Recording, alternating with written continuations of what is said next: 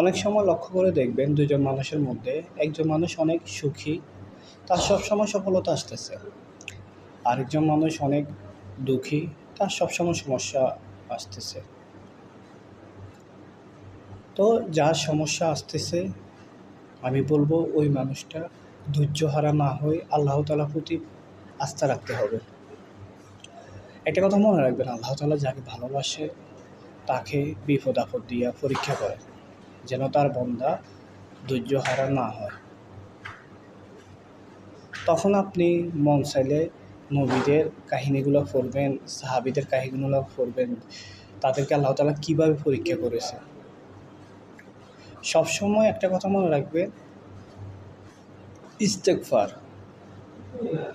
তাহাজ্জুদের নামাজ, এগুলো যত বেশি পড়বেন দেখবেন তত তাড়াতাড়ি একটা না একটা পথ আল্লাহ তাআলা খুলে দিবেন। কখনো অবস্থান খারাপের জন্য খারাপ পথে যাবেন না। খারাপ পথে গেলে হয়তো 2 দিন ভালো থাকবে, কিন্তু কর্মের ফল একদিন আপনাকে ভোগ করতে হবে।